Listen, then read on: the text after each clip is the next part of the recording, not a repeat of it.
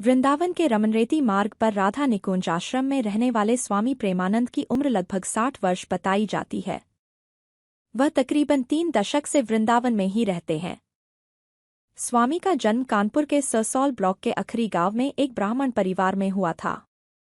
पिता शंभू पांडेय और माता रमा देवी ने उनका नाम रखा अनिरुद्ध पांडेय। परिवार का वातावरण धार्मिक था और घर में श्रीमद् भागवत के पाठ की परंपरा चली आ रही थी। घर के वातावरण ने अनिरुद्ध के अंदर भी आध्यात्मिक चेतना का संचार किया। उनके दादा ने भी संन्यास ग्रहण किया था और बाद में पिता भी गृहस्थ आश्रम से मुक्त होकर संन्यास की राह चल पड़े।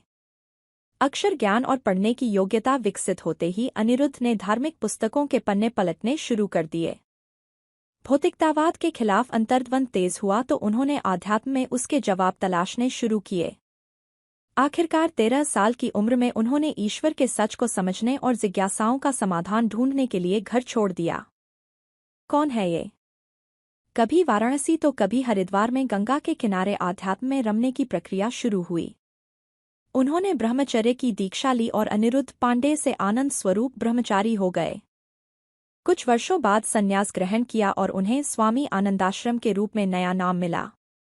शिव की उपासना में लीन स्वामी आनंद ने भोग और भौतिकता से दूरी बनाई और उतना ही प्राप्त करने पर ध्यान लगाया जो जीवन बने रहने की न्यूनतम आवश्यकता पूरी कर सके। कहा जाता है कि वाराणसी में शिव उपासना के दौरान उन्हें एक संत ने वृंदावन में जाकर राधा कृष्ण की रासलीला देखने के लिए प्रेरित किया। करीब 1 महीने तक रासलीला देखने और उसकी परंपराओं को समझते समझते वह उसमें रम गए। वृंदावन की परिक्रमा और बाके बिहारी के दर्शन की नियमित दिनचर्या के बीच उन्हें